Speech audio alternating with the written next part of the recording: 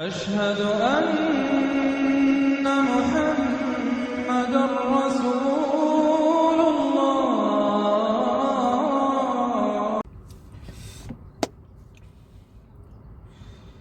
तो मेरे दोस्तों, मेरे फौजी भाइयों, मेरे पुलिस वाले भाइयों और मेरे इंटेलिजेंट, भारत के इंटेलिजेंट, ये वीडियो नंबर 19 है। 19 की इब्तिदा से मैं ये शुरू करता हूँ। मैं ज़्यादातर मुखातिब करता हूँ अपने देश की फ़ौज, अपने देश की पुलिस, अपने देश के इंटेलिजेंट और देश के नेताओं से। देखो, देश की हिफाजत करना तुम्हारे हाथों में होता है। देश की सुरक्षा, देश की हिफाजत तुम्हारे हाथों में है। देश के मिनिस्टर ये बिक भी जाते हैं दूसरे मुल्कों से, इनको ख़रीदा जा सकता है। और नौकरी की तलाश में, जैसे देश के फ़ौज है, पुलिस है और मिनिस्टर्स हैं, ये अपने अपनी लालच में ये भी बिक जाते हैं।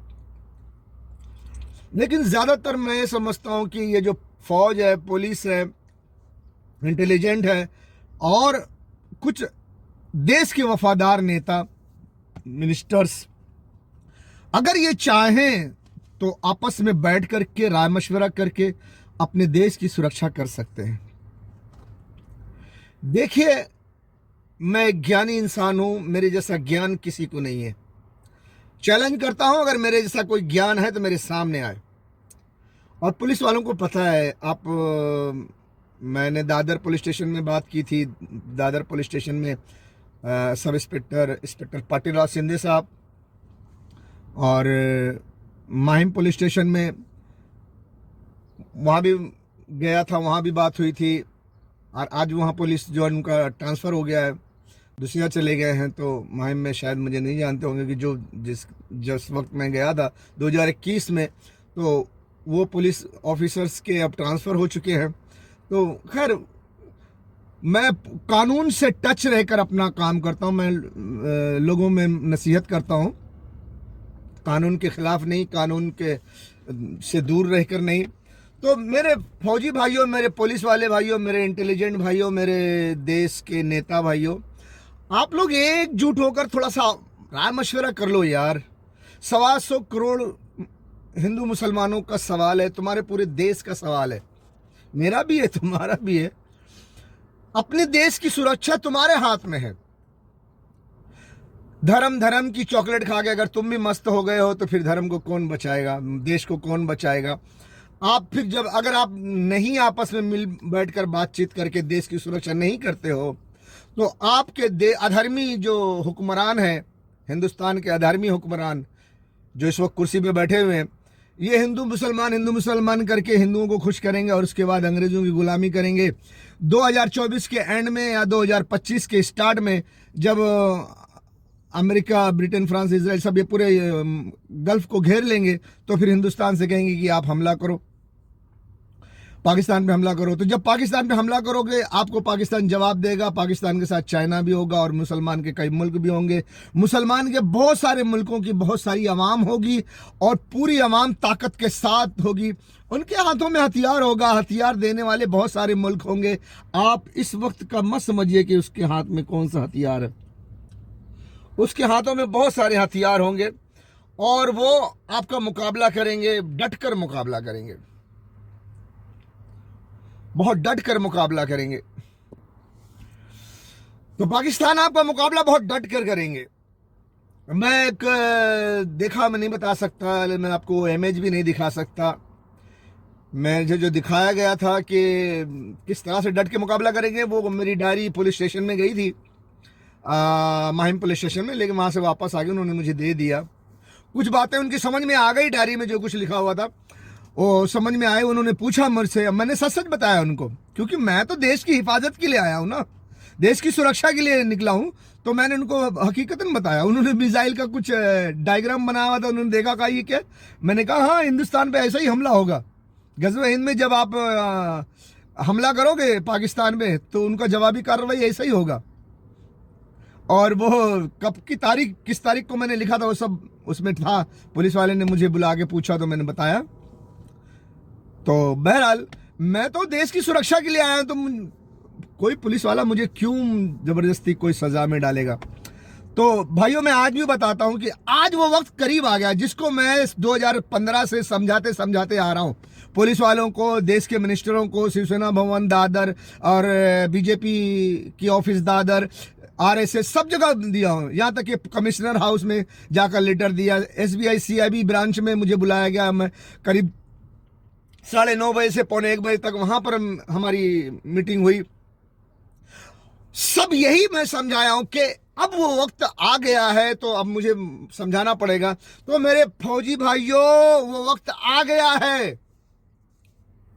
हिंदुस्तान की फौज, पुलिस और हिंदुस्तान के इंटेलिजेंट एक होकर के मिनिस्टरों को भी अपने साथ ले लो जो देश की सुरक्षा चाहते हैं।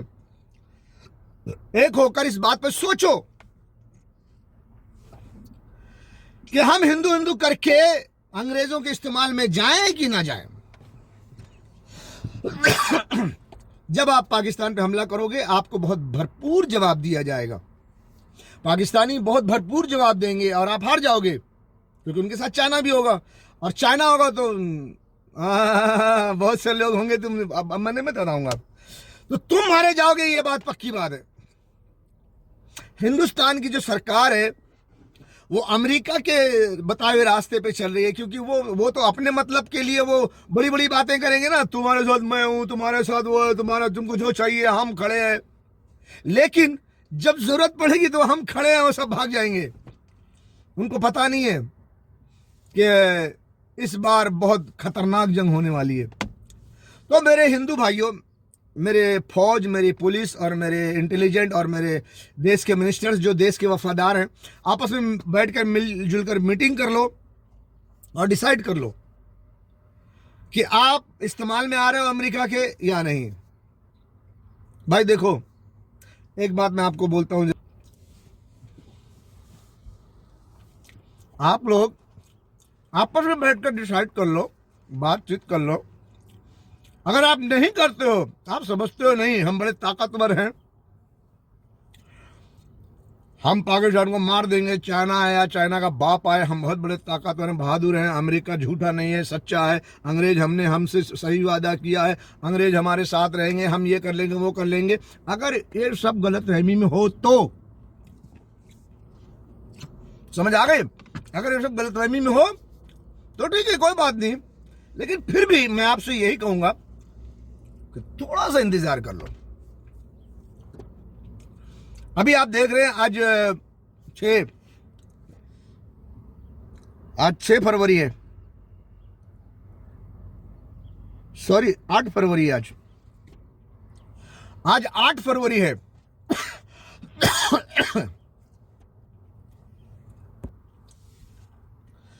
आज 8 फरवरी 2024 है, और आज की न्यूज अगर देखेंगे तो अमेरिका चारों तरफ से, ईरान, यमन और हिजबुल्ला और इजराइल और गजा, हमास, ये सब कहानी आपके सामने रखी हुई है। पूरे समंदर में अमेरिका अपना सहयोगी, सुपर पावर अपने सहयोगियों के साथ बहरी बेड़ा लेकर सब खड़ा है, हर तरह से फौजी तैयारी के साथ, और वो बहुत बड़ी तैयारी भी कर रहा है।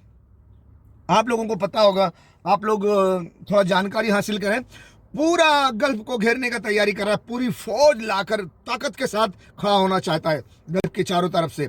लेकिन आप थोड़ा इंतजार कर लीजिए कि देखो ये जो इतना सुपर पावर है ईरान का क्या उखाड़ लेगा। थोड़ा सा आप अपने देश में हिंदू मुसलमान ना होने दें, थोड़ा सा रोक लें और इंतजार करें। अगर आपको मेरी बात गलत लग रही है तो, कि नहीं हम पाकिस्तान को मार लेंगे, ईरान को भी मार देंगे और पाकिस्तान हमारा कुछ नहीं कर पाएगा, तो थोड़ा सब्र कर लें, थोड़ा इंतजार कर लें, देख लें कि ये जो सुपर पावर है, जो इतनी फौज लेके आ रहा है, चारों तरफ से लगा रहा है और आगे भी लाने वाला है, 2024 के लास्ट में और 25 के फर्स्ट में ये पूरी तरह से घेराबंदी कर लेगा। तो आप थोड़ा इंतजार कर लें कि घेराबंदी करने के बाद ये करता क्या है।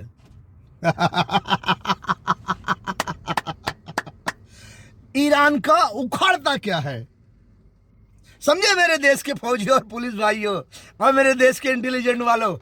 इतना बड़ा सुपर पावर है, कितने मुल्क है उनके साथ, कितनी ताकत के साथ घेराव कर रहा है। कर लो, और फिर ये भी देख लो कि ईरान का उखाड़ता क्या है। ये सुपर पावर ईरान का उखाड़ता क्या है यार, थोड़ा देख लो ना, क्या उखाड़ता है वो? कुछ नहीं, वो ऐसे डिंग डोंग करके खड़ा हो जाएगा, फिर बोलेगा हिंदुस्तान हिंदुस्तान हिंदुस्तान हिंदुस्तान। जा जा जा पाकिस्तान को मार, ताकि हमारे कुछ लोग हिंदुस्तान से ईरान को भी मार दे।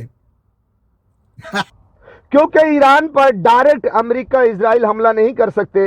अगर वो करते हैं डायरेक्ट ईरान पर हमला, तो ईरान पहले फुर्सत में इजराइल का नामो निशान मिटा देगा। इतनी मिसाइल्स उसके पास, इतने हथियार हैं, और वो इजराइल भी जानता है, अमेरिका भी जानता है, ब्रिटेन फ्रांस सभी जानते हैं, ऑस्ट्रेलिया भी जानता है। इसीलिए डायरेक्ट ईरान पर हमला कोई नहीं करेगा। क्यों? इजराइल खत्म हो जाएगा, इजराइल को सेव करना है। इसलिए ईरान को हिंदुस्तान से मारा जाए, हिंदुस्तान को इस्तेमाल करके ईरान को मारा जाए, ताकि ईरान अगर कोई जवाबी कार्रवाई करे तो वो हिंदुस्तान में करे, इजराइल सेफ रहे। इसीलिए ईरान को मारने के लिए हिंदुस्तान को चुना गया है। वो क्या उखाड़ेगा? वो हिंदुस्तान को इस्तेमाल करेगा। जरा देख लो, देख लो, अगर वो सुपर पावर है, इतनी ताकत लगा के आ रहा है, अरब के गल्फ को घेर रहा है। अरे अरब के गल्फ को कब्जा करना तो भूल जाओ। छोड़ दो उस बात को। कोई माइकल आल पैदा नहीं जो अरब के पेट्रोल पर कब्जा कर ले। नहीं है, नहीं है, नहीं है। सुपर पावर कितना भी हो, आप तो नहीं कर सकता है। मेरा देश है हिंदुस्तान, इसलिए मैं अपने देश के फौजी जवानों को कहना चाहता हूं, पुलिस वालों को कहना चाहता हूं, और अपने देश के वफादार मंत्रियों को कहना चाहता हूं, और अपने देश के इंटेलिजेंट लोगों को कहना चाहता हूं, अपने देश की वफादार हिंदू मुस्लिम सभी की जनता को कहना चाहता हूं, थोड़ा सा इंतजार कर लो। सुपर पावर जा रहा ना, यमन पे हमला कर रहा है ना, ईरान को मार दूंगा, ईरान को ऐसा कर दूंगा, मैं घेराव कर रहा हूं, मैं ऐसा कर दूंगा। तो देखो देखो क्या उखाड़ता है। ईरान का कुछ उखाड़ सकता है तो उखाड़ ले। मैं आपको बोलना चाहता हूं, अभी जो है ना, कुछ नहीं कर सकेंगे, कुछ नहीं कर सकेंगे, कुछ नहीं कर सकेंगे। ये सिर्फ आके हिंदुस्तान को इस्तेमाल करेंगे। हिंदुस्तान, आप पाकिस्तान पे हमला करो ताकि हम हिंदुस्तान से ही ईरान को मार दें, ताकि ईरान जो जवाबी कार्रवाई करे वो हिंदुस्तान में करे। मरे साले हिंदुस्तानी, हमको क्या करना है? हमको तो पूरे ईरान साफ हो जाएगा, पाकिस्तान साफ हो जाएगा, तो हमको पूरे गल्फ के पेट्रोल पे कब्जा करना है। बात समझ में आ गई?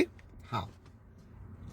आप अगर सुपर पावर हो, आप पूरे गल्फ को घेर रहे हो, अब यमन को, हिजबुल्लाह को, गजा को, फिलिस्तीन को, और पूरे गल्फ के पेट्रोल पे कब्जा करना चाहता है, ईरान को मारना चाहता है, खुद ही मार लो। तुम सुपर पावर हो ना?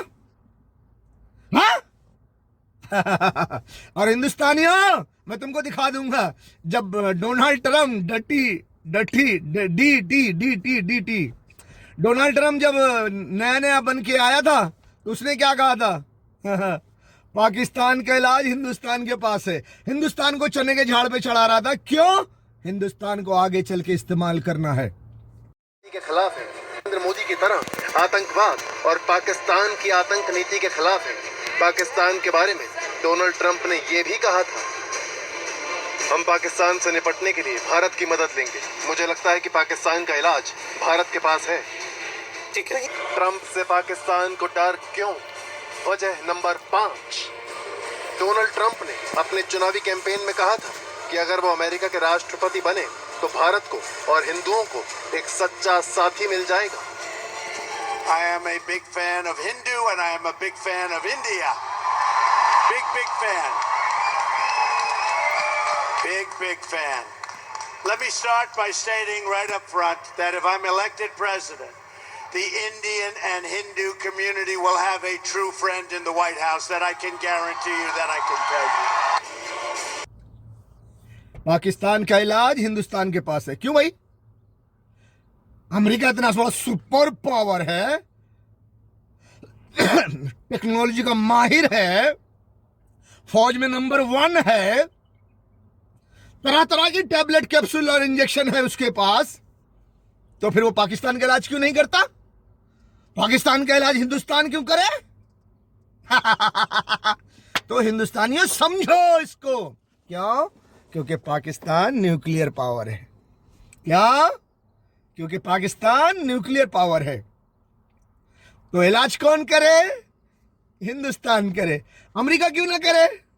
नहीं यार, वो न्यूक्लियर पावर है, मार दिया तो हिंदुस्तान इलाज करने जाएगा, उसको मार देगा तो मरने दो, हमको क्या, हमारा काम होना चाहिए।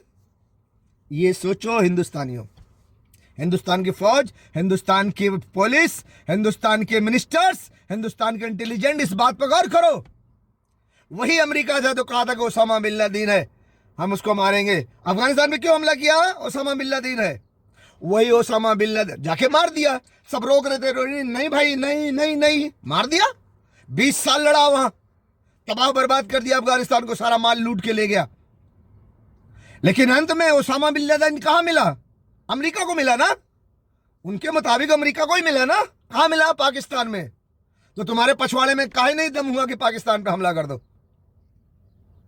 ओसामा बिन लादेन के लिए तुमने अफगानिस्तान पे हमला किया था ना, तो पाकिस्तान पे क्यों नहीं किया? वहीं तो था ओसामा बिन लादेन, तो काहे को नहीं मारा? पछवाड़े में दम था? नहीं, पाकिस्तान का इलाज हिंदुस्तान के पास है, उसके पास न्यूक्लियर है, हम जाएंगे तो मार देगा हमको, इजराइल को मार देगा। हाँ? हिंदुस्तानियों भाइयों, इस पॉलिसी को समझो, इस पॉलिसी को समझो, अपना दिमाग का ढक्कन खोलो। आज मैं इस डोनाल्ड ट्रंप का एक क्लिप इसमें दिखा दूंगा अभी आपको कि पाकिस्तान का इलाज हिंदुस्तान के पास है। उन्होंने पहले से फैसला किया कि हम पाकिस्तान को हिंदुस्तान से साफ करवाएंगे। वो तो ईरान खड़ा हो गया ना, टाइट हो गया, अपना सब कुछ टाइट कर दिया। आओ लड़ लो, हम लड़ने के लिए तैयार हैं। फट गई उनकी गाने जी, अब हम ईरान को भी हिंदुस्तान से ही मारेंगे। हिंदुस्तानियों सोचो समझो। राजा सिंह, आप बहुत बड़े दिमागदार ना बनो, आपका देश तबाह हो जाएगा, बर्बाद हो जाएगा। ये इस्तेमाल करो, ये जज्बात से नहीं काम बनता, ठीक है? और मेरे हिंदुस्तान के भाइयों, फौजियों और पुलिस वालों, इंटेलिजेंट वालों, मैं तुम पर क्यों जोर डाल रहा हूं कि तुम्हें सोचने समझने की क्षमता है। तुम अपने देश को सोच समझकर तरक्की, कामयाबी और हिफाजत की तरफ ले जाओ। टुकड़े टुकड़े मत करो, बर्बाद ना करो। 125 करोड़, 130 करोड़ पूरी जनता बर्बाद हो जाएगी, और कई करोड़ हिंदू औरतों की इज्जत आबरू की धज्जियां उड़ जाएंगी। ये अगर अंग्रेजों की गुलामी करने गए तो। अभी ईरान डटा है ना, थोड़ा इंतजार कर लो, देख लो, मेरी बात गलत लगे देख लो, सुपर पावर है ना, जाके उखाड़ ले ईरान को। देखो क्या उखाड़ता है, देखो देखो देखो देखो क्या उखाड़ता है। हिजबुल्लाह डर गए, यमन वाले डर गए, ईरान डर गया। आपके हिंदुस्तान की मीडिया बोलते वो आतंकवादी है, वो दुनिया के लिए बड़ा खतरा है। भाई मैं आप हिंदुस्तानियों से पूछता हूं, आपके हिंदुस्तान की मीडिया बोलती है कि ईरान के पास न्यूक्लियर बन गया तो वो दुनिया के लिए खतरा है, अमेरिकी ऐसा बोल रहे हैं वैसा बोल रहे हैं। भैया क्या अमेरिका के पास न्यूक्लियर नहीं है? इजराइल के पास न्यूक्लियर नहीं है? हिंदुस्तान के पास न्यूक्लियर नहीं है? जर्मन के पास न्यूक्लियर नहीं है? ब्रिटेन के पास न्यूक्लियर नहीं है? अगर किसी मुसलमान के पास न्यूक्लियर हो गया तो क्या हो गया? दुनिया के लिए खतरा है।